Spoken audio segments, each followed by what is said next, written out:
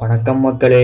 இன்றைக்கி நம்ம இந்த வீடியோவில் என்ன பார்க்க போகிறோம்னா 108 திவ்ய தேசங்களில் முதலாவது திருத்தலமாக இருக்கக்கூடிய ஸ்ரீரங்கம் ரங்கநாத சுவாமி திருக்கோவில் பற்றி தாங்க பார்க்க போகிறோம். வாங்க வீடியோக்குள்ளே போகலாம்.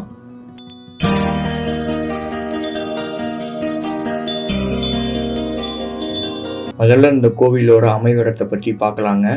திருச்சிராப்பள்ளியில் இருந்து சுமார் 8 கிலோமீட்டர் தொலைவில் அமைந்திருக்கக்கூடிய ஒரு அழகிய திருக்கோவில் தாங்க. நீங்கள் எங்கேருந்து வந்தாலும் திருச்சிராப்பள்ளி பஸ் ஸ்டாண்ட்லேருந்து ரயில்வே ஸ்டேஷன்லேருந்து ஸ்ரீரங்கம் கோவிலுக்கு அடிக்கடி பஸ் இருக்குங்க. உலோக வைகுண்டம் என்று அழைக்கப்படும் ஸ்ரீரங்கம் கோவில் 3072 அடி நீளமும் 2520 அடி அகலமும் கொண்டு 7 பிரகாரங்களையும் 21 கோபுரங்களையும் கொண்டதுங்க. இதனுடைய தெற்கு ராஜகோபுரம் 236 அடி கொண்டதுங்க. கோவிலுடைய கருவறை 240 அடி நீளமும் 180 அடி அகலமும் கொண்டதுங்க. மூலவர் ஸ்ரீ ரங்கநாத பெருமாள் புஜங்க சயனத்தில் தெற்கு நோக்கி ஆதிசேஷன் மீது பள்ளி கொண்டு காட்சியளிக்கிறாருங்க. சூரிய குலத்தைச் சேர்ந்த மனுகுமாரன் விஸ்வாகு என்பவர் பிரம்மனை நோக்கி தவம் புரிகிறாருங்க. தவம் புரிஞ்சு திருமாலுடைய திருவவதாரான விக்கிரகத்தை கேட்டு வாங்கிடுறாருங்க. அவர் வாங்கின அந்த சிலையை அயோத்தியில் வைத்து வழிபாடு பண்ணிட்டு வராருங்க. இந்த விக்கிரகத்தை ராமபிரானும் வழிபட்டிருக்காருங்க. ராமன் இலங்கையில் போர் புரிந்து ராவணனிடமிருந்து சீதா பிராட்டியை மீட்டு கொண்டு அயோத்திக்கு போயிடுறாருங்க.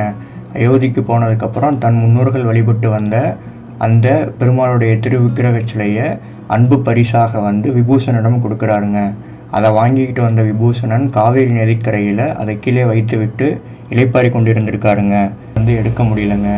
பெருமாள் விபூஷணனிடம் நான் இனிமேல் இங்கே தான் இருக்க போவதாக கூறியதால் விபூஷணன் இந்த சிலையை இங்கே விட்டுட்டு போயிடுறாருங்க. அவர் இந்த சிலையை விட்டுட்டு போனதுக்கு அடையாளமாக பெருமாள் இங்கிருந்து இலங்கையை நோக்கி பார்த்தவாறு அவருக்கு அருள் பாலிக்கிறாருங்க. சோழ நாட்டு அரசனான தர்மவர்மன் பெருமாளுக்கு முதல்ல ஒரு சிறிய கோவிலை கட்டுறாருங்க இந்த இடத்துல.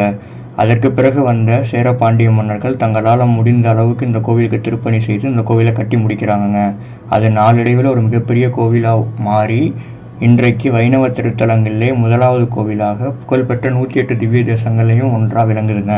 பெரியாழ்வார், ஆண்டாள், குலசேகர ஆழ்வார், திருமாமிசை ஆழ்வார், தொண்டரடி பெரியாழ்வார், திருப்பானாழ்வார், திருமங்கை ஆழ்வார், பேயாழ்வார், பூதத்தாழ்வார், நம்மாழ்வார்னு சொல்லி எல்லோராலையும் மங்கள சாசனம் எழுதப்பட்ட ஸ்தலங்க இது.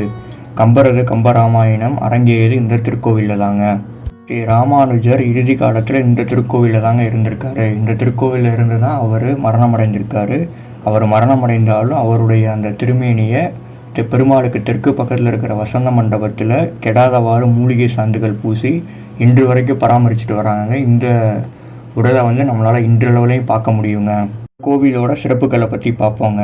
இந்த கோவில் இருக்கிற மூலவரை வெள்ளிக்கிழமை பொழுதில் அதிகாலையில் நம்ம அந்த விஸ்வரூப தரிசனம் பண்ணும்போது திருமணம் ஆகாதவர்களுக்கு சுக்கர தோஷமெல்லாம் நீங்கி திருமணம் ஆகுதுங்க.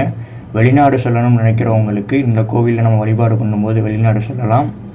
பண கஷ்டத்தில் இருக்கவங்களுக்கும் இந்த கோவிலில் நம்ம வழிபாடு பண்ணும்போது நமக்கு சகல சௌபாக்கியங்களும் கிடைக்கிது. ஒரு சிறப்பான ஸ்தலம் தாங்க இது. பற்றின உங்களோட கருத்துக்களை கமெண்ட் பாக்ஸில் சொல்லுங்கள். வீடியோ பிடிச்சிருந்தா ஒரு லைக் பண்ணிக்கோங்க. ராமானுஜர் பற்றின ஒரு தனி வீடியோ வேணும்னா கமெண்ட் பாக்ஸில் சொல்லுங்கள். சேனலை ஃபஸ்ட் டைம் பார்க்குறீங்கன்னா சப்ஸ்கிரைப் பண்ணி அந்த பெல் ஐக்கானை கிளிக் பண்ணிக்கோங்க.